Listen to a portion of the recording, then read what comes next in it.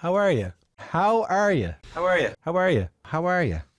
During the past 7 or so years since he started hosting Q on CBC Radio, Tom Power has interviewed a slew of famous and fascinating people: Mick Jagger, Adele, Bono, Tom Hanks, Bruce Springsteen, Katy Perry, Dolly Parton. The list is enormous and impressive.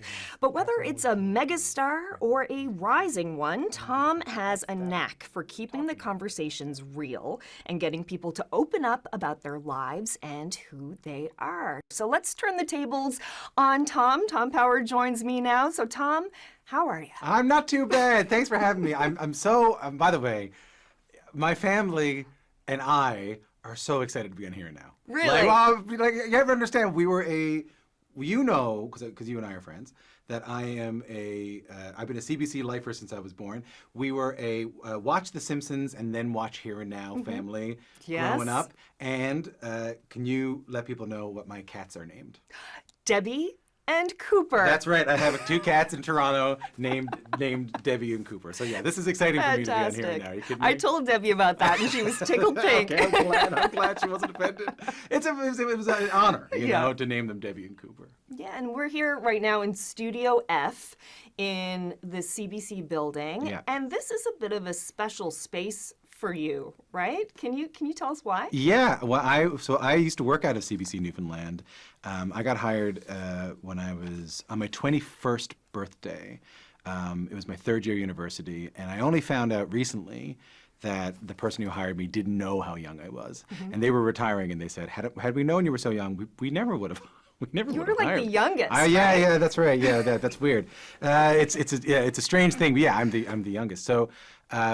Not anymore. So I sat down, and in this studio, I did our show Deep Roots for, 4 or 5 years from here.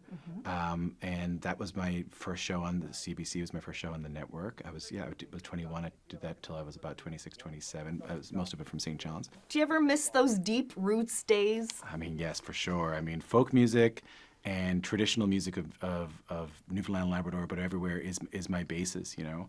My degree is in folklore from Memorial. I definitely miss, playing that music on the radio. But what I try to do is try to bring some of that music and some of that attitude towards art that I got from studying folklore to the interviews we do on Q, and it's been okay. If you could go back in time and speak to your youngster self when you were studying folklore at MUN and tell him that one day you would be arguing with Neil Young about whether you should wear headphones.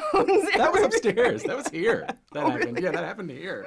I was home making a record, and and Neil Young yelled at me about whether or not, because I was making the Dardanelles record at the moment in St. John's, and he yelled at me about whether or not I should be wearing headphones when I make it. We ended up doing an interview after that, and we got along famously, and now, this is a weird thing to say, I have a great relationship with Neil Young. But yeah, I never would have believed it. Yeah, it's incredible, all the people that you've talked to over the years. And I mentioned that you often start your interviews with that, just simple question, so how are you? How are you?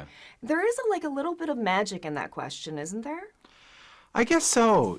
I've been thinking a little bit about that because, when we won those kind of awards that we won and people started talking about the show, I guess I started thinking a little bit about why we do what we do and how we do what we do. Because as you well know, sometimes that's the scariest question to ask yourself, because it's going all right. I don't want to mess it up. But I remembered this story about when I was growing up in St. John's, and I was the biggest Bob Dylan fan in the world that a 15-year-old could be. My parents are great musicians, singing around the house, guitars and singing. And my brother's a great musician, and my sister's a great musician. My sister's in the Swingin' Bells. And so I was raised around this folk music, and I was a really big Bob Dylan fan. But at the time, I think had you asked me, I would have said that Bob Dylan was larger than life. I would have used words like that, he's a god. He didn't seem on anyone's level at all. I think that's really common with the way we talked about art back then. We talked about artists as gods. You often heard stuff like guitar gods or goddess of music and stuff like that. That was just sort of the way we talked about artists. So Bob Dylan, word comes out, is playing at Mile One.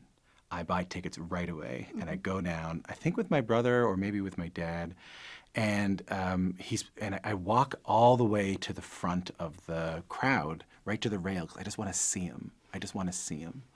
And I get up to the front and I look at him, and Carolyn, I realize he has elastic waist sweatpants on. So the point here is not a commentary. What's wrong with that? By the way, nothing wrong with that. Listen. If you see me, if you see me not in this studio, I'm usually wearing elastic waist sweatpants. What it taught me was that he wasn't a god. He wasn't this otherworldly figure.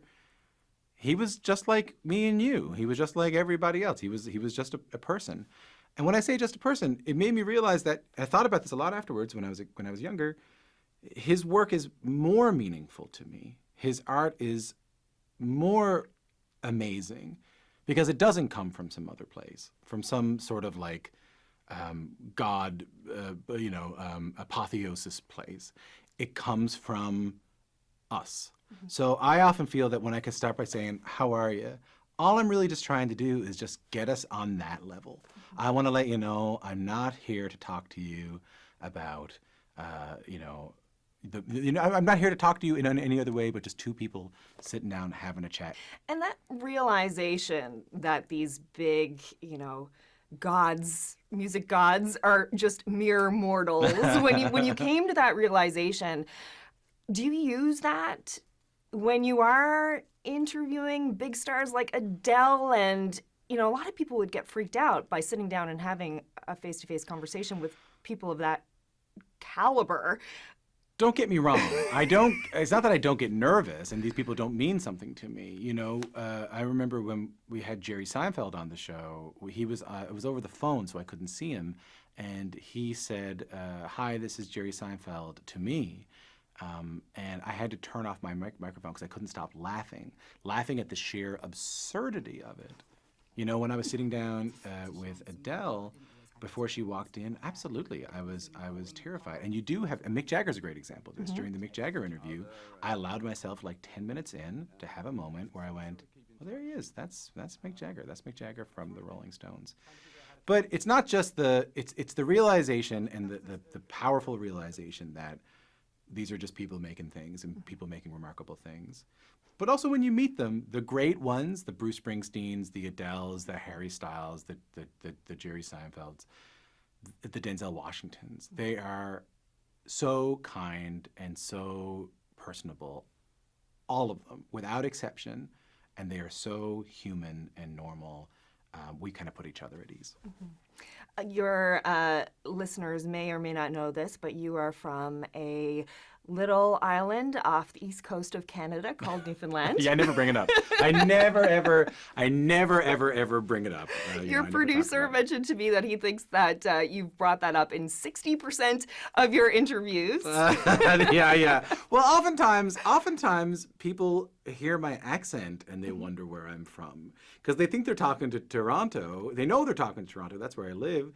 And I think they expect to have someone go like, "Well, hello, my name is Tom Power. Welcome to the," Mm-hmm. But they get me on the line and I'm going like, "How are you? Nice to meet you. Yeah. We're going to talk to you a little bit about your new album."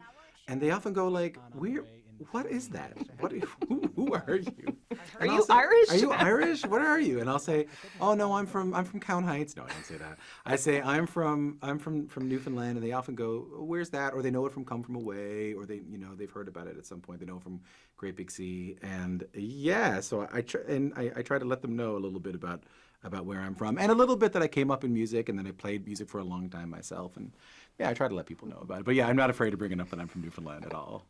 And this is kind of a big question if you think about it, but how has being from Newfoundland served you in this job?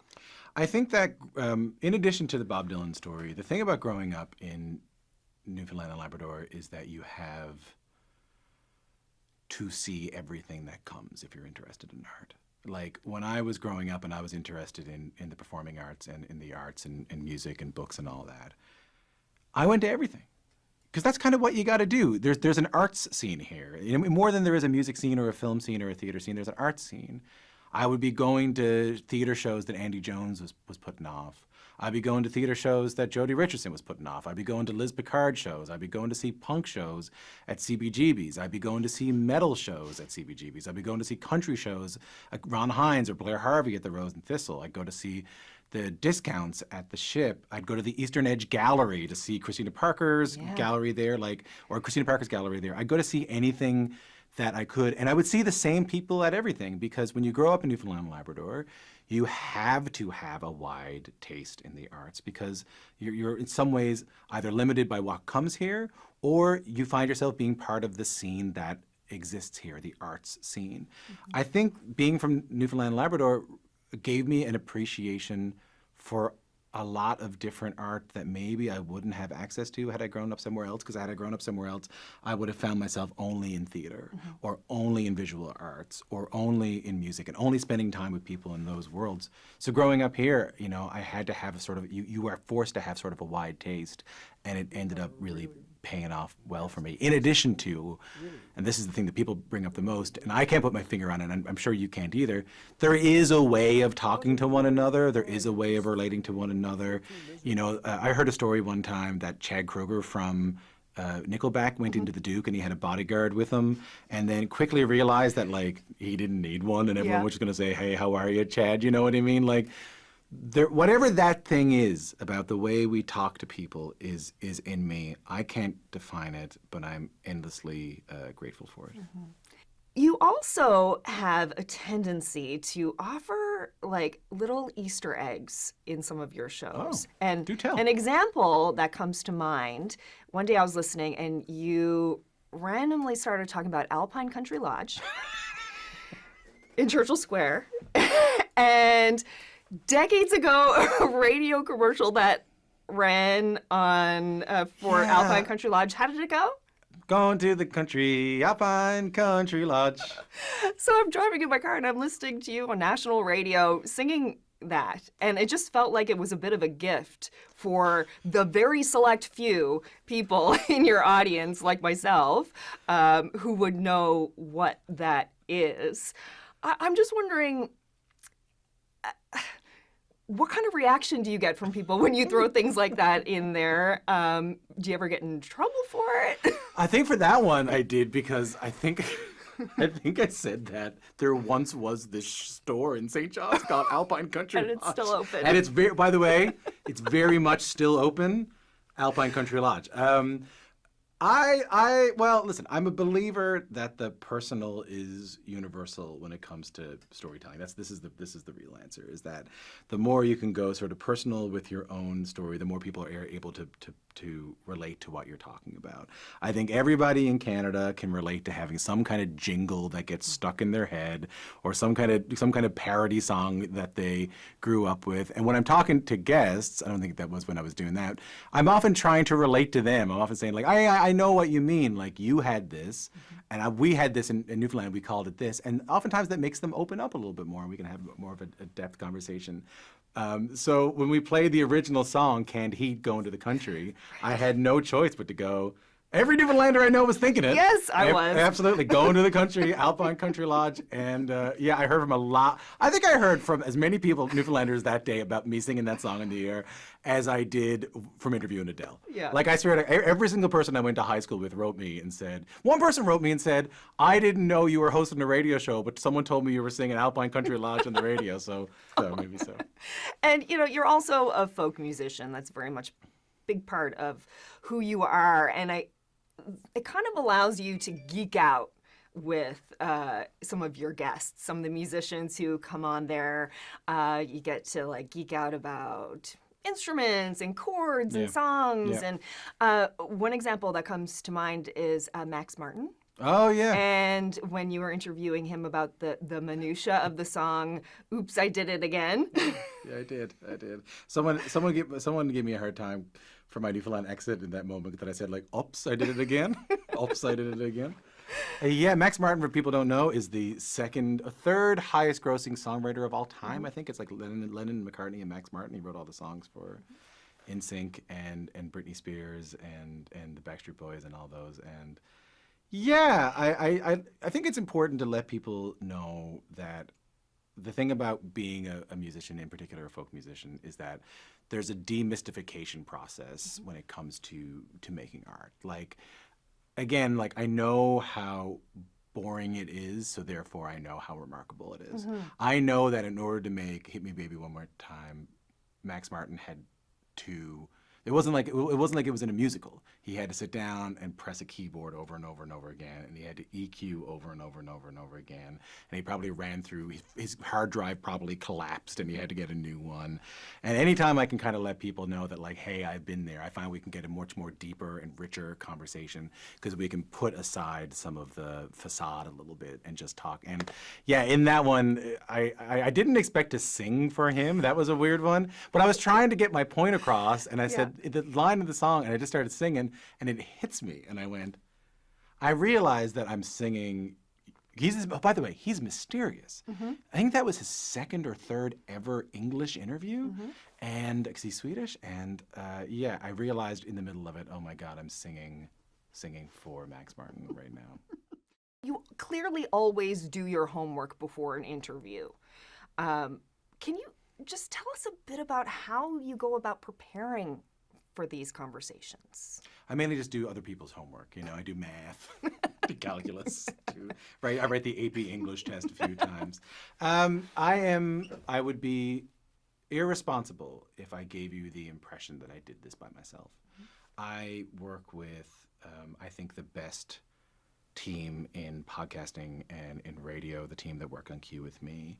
And we collaborate on this stuff together. You know, they come to our pitch meetings with, you know, the opportunity to talk to these amazing people, but they're the ones chasing them down, calling them, you know, asking them, you know, letting them know what kind of show we are. They're the ones compiling, like, you know, books and books and books and books and articles and albums of research, and they're giving them to me. And they're the ones compiling, like, suggested questions, like, you know, here's some stuff you might want to talk about.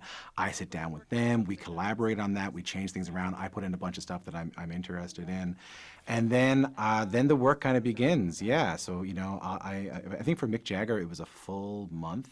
In addition to doing the show, you don't get that luxury very often, but it was a full month in addition to doing the Daily Show of reading everything I could. I think I read, it sounds braggadocious, I don't mean for it to sound, but it's the honest answer. Great work. Thank you. I used apotheosis and braggadocious in the same sentence, in the same interview. It's not great. I read every interview he did from 1963 on, which I found in an archive. Wow. So I did that. I read a biography of him. I listened to the album, and I tried to listen to every album. And then I watched a couple of documentaries, and I just wanted to be as ready as I possibly could. The goal is that, you know, my producers and I, we sit down and we compile this research, and we compile these questions, and we kind of know what we want to go, and I do all this research so that when I sit down with them, I don't have to think about any of it. My dad used to tell me that my dad was he golfed for fun. He golfed for fun. I want to say he was a great golfer. I don't know if my dad was a great golfer. I think he was a fine golfer, right? You know, he liked golfing a lot. And he used to tell me that the way he approached golfing was that he would put in so much work at the putting green and so much work at the driving range, just over and over and over and over and over and over and over, putting in technique, working on technique, you know, working on stance, working on everything, so that when he went onto the course, he could forget all about it and just hope it sunk in. So I tried to do as much research as I possibly can, try to think about the questions. Again, I'm not interviewing Doc O'Keefe here, you know what I mean? Like, I'm talking to artists about their art, you know? Like, I'm not interviewing anybody about garbage collection. Like, I'm not interviewing the minister of, you know, I'm not the natural resources, nothing like that, you know? But, so in my case, I like to take all that in, do as much research as I possibly can, so that when I sit down with them, just like right now, when I sit down with them, I can just focus and I can really listen. Sheila Rogers taught me that the job is not really interviewing, and you know this 1,000%. The job is not really interviewing. The job is really listening. And if I have all that research inside of me, I feel like I can listen a little bit better. Who is your, like, white whale? Conan O'Brien. Really? Conan O'Brien, yeah. Conan O'Brien, because I always have an answer for that, because I'm always hoping he's watching. I had to stay up till like 3 in the morning to watch, like 2 in the morning till 3 in the morning to watch Conan. And I did it as much as I could. So in high school, I got like very little sleep because I was watching Conan O'Brien. But I remember being in my parents' basement watching his final episode when he got fired from The Tonight Show. And he said this thing, I've never talked about this before. He said this thing that has stayed with me.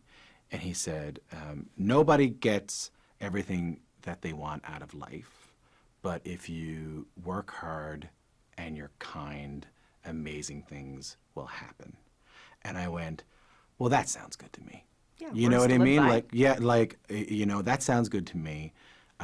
Nobody gets whatever they want in life, so let's not like set some kind of goal, and if we don't hit it, feel bad. But if you work really hard, and you know this, if you work really hard and you're just generally nice to people, amazing things will happen to you.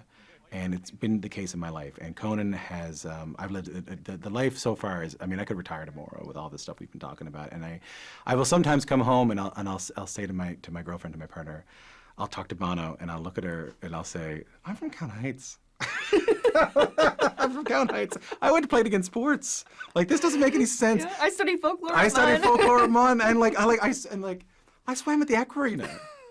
And like it's a beautiful. It's never lost on me. And so Conan was a really big part of, like, I think, kind of setting my direction forward in terms of being how to do a talk show and all that. And I love his podcast. And I feel like I've talked to everybody else, but he's my white whale. He's the guy I really want to talk to. I really love to have him on. And Carl Wells. I've interviewed Carl Wells. Really? Yes. Man, he was a big part of That was my when life. Debbie retired too. He was a big part of our lives growing up. Yeah.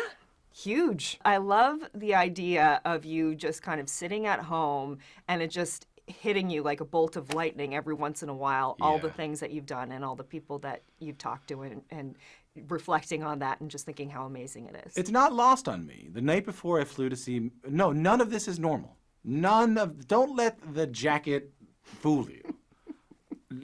None of this is normal for me. I am very grateful that Francesca Swan and Glenn Tilley and Havoc Franklin took me in at CBC Newfoundland all those years ago. I'm very grateful that people at VOCM gave me a job when I was 19 reading the weekend weather. Wow. I know. And I'm very, very grateful that someone at Spirit of Newfoundland, where I was bussing tables, said she knew someone at VOCM. You know, like, I am so grateful for all the people who have stuck their necks out for me along the way to help me get to the point where I'm going from the Aquarina to Mick Jagger. Yeah. Well, Tom Power, thank you so much for this. I really appreciate it. It was a great chat. Oh, my pleasure. Thanks for having me.